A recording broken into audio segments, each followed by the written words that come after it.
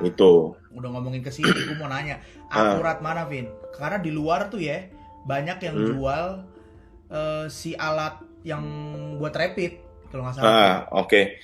Kalau Kayaknya waktu menurut itu lu ya, sempet sisi lu. kita pakai secara ilmiah, Helen. Maksudnya Hmm. gue udah kasih lu tadi foto deh kalau nggak salah. Foto yang Oh tentang ya, lab-lab kurva itu. ya. Wait, wait. Kurva. Jangan pakai yang kurva, pakai yang satu lagi. Ya, Nggak gue ada sih. jelasin. Ada nggak?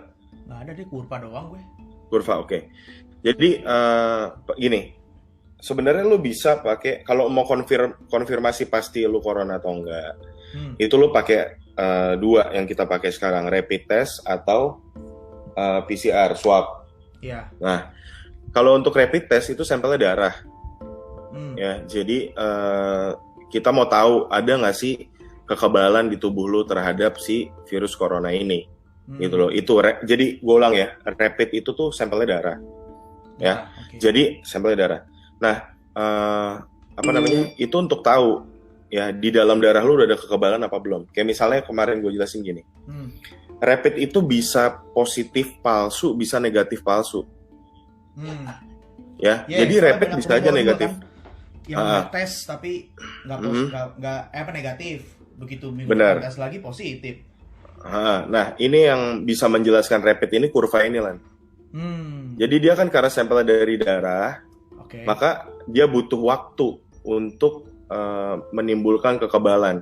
Jadi kekebalan itu informasinya nyampe di dalam darah itu dia butuh waktu.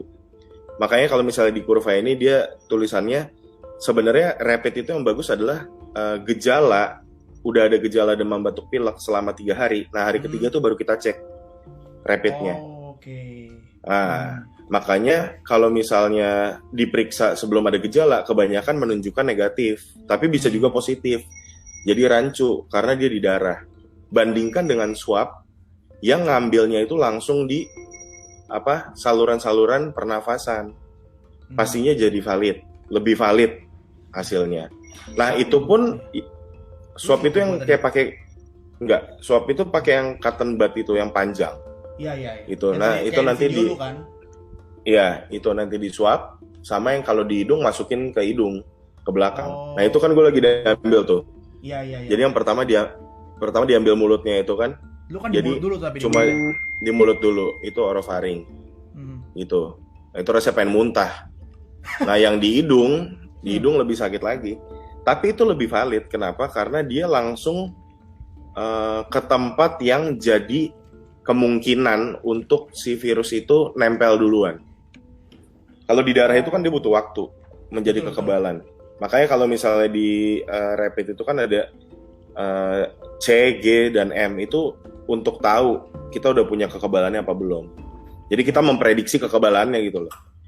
Sedangkan kalau itu kan langsung real, kita ketemu nggak tuh virusnya ada di situ.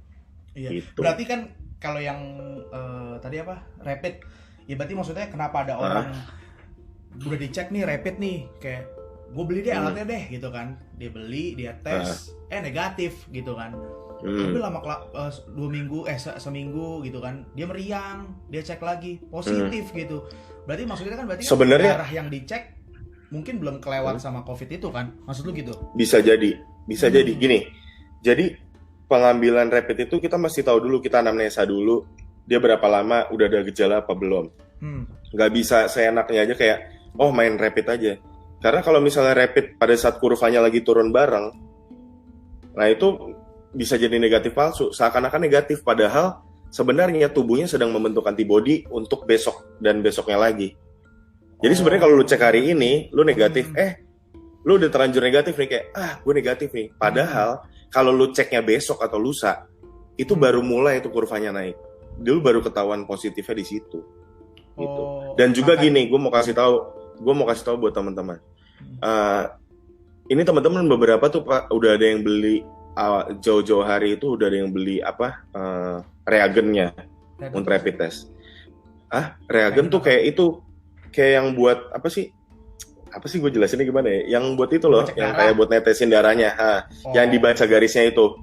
Nah, teman-teman udah beli reagen atau test kitnya pertama kali. Tapi gue mau jelasin, satu, lu harus tahu kapan mesti ngambil darahnya dan berapa banyak sampel yang lo ambil.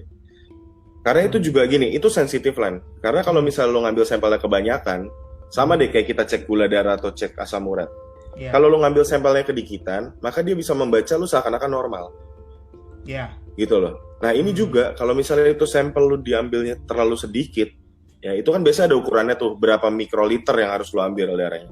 Nah kalau misalnya terlalu sedikit, dia ngebacanya seakan-akan kayak negatif, padahal bisa jadi positif. Nah, kalau lo ngambil kebanyakan juga bisa terbaca salah. Makanya, gue mau kasih tahu buat teman-teman semua, rapid dan swab itu butuh skill ngambilnya, terutama yang swab. Kalau rapid, beberapa orang laboratorium bisa ngambil. Nah, kalau orang awam, kadang-kadang kita nggak bisa ngambil sendiri lah. Makanya gue saranin buat teman-teman mau rapid ini atau mau swab, gitu loh, ke tempat yang memang ada petugas medis yang menyediakan layanan untuk rapid dan swab. Gitu, nggak tiba-tiba datang ke IGD, saya mau di rapid, saya mau di swab. Jangan ke IGD. Kalau menurut gua lebih baik lu ke tempat yang memang kayak kemarin tuh ada beberapa platform online yang buat dokter kayak gitu kan, dia nawarin tuh, gua nggak sebut ya.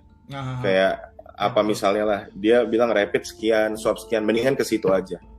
Karena dia udah pasti yang ngambil itu yang kompeten gitu loh. Daripada kita cek sendiri, ya kan, salah ngambil, salah sampel, bisa jadi pembacaannya salah, kita udah pede duluan, akhirnya kita merasa aman. Itu yang nggak bagus. Iya sih. Itu. Tapi gue juga sampai sekarang ya, gue belum cek sih Pin. Gue belum cek. Maksudnya gue juga nggak tahu sih. Gitu. Lu mau cek, lu mau nggak cek, itu balik lagi, itu pilihan lu. Ya nggak ada yang maksa lu untuk cek juga.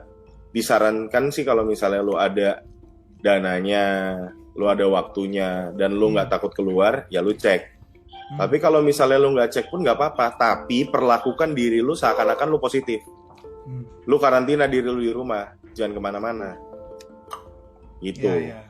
Karena itu kan yang membuat kita menjadi justru safety ya, Vin ya. Seakan-akan kita kena, ya itu membuat kita jadi safety, kita jadi jaga diri. Jadi lu mau melakukan apapun tuh kayak mikir gitu loh. Aduh, gue nih kalau lu memperlakukan diri lu kayak positif, gue mau ke sana takut nularin orang. Gue mau ketemu keluarga gue, gue takut nularin. Akhirnya lu jadi jaga jarak, jadi pakai masker, jadi sering cuci tangan. Karena lu memperlakukan diri lu seperti yang sudah positif. Beda kalau lu memperlakukan diri lu kayak, gue sehat-sehat aja, kayaknya gue nggak kena deh. Lu kemana-mana, padahal mungkin lu udah ada bawa virusnya. Gitu loh. Itu yang bikin berabe semuanya malah. Ya. Itu. Tapi besar Pin kemungkinan teman-teman gue yang lagi nonton nih, semua nih kena, itu kemungkinannya tuh besar nggak sih? Besar dengan kondisi tertentu. Kalau lu menganggap ini kayak, aduh, gue nggak bisa lihat virusnya, kayaknya nggak ada nih. Kalau lu semakin kayak gitu, ya semakin besar kemungkinan lu kena.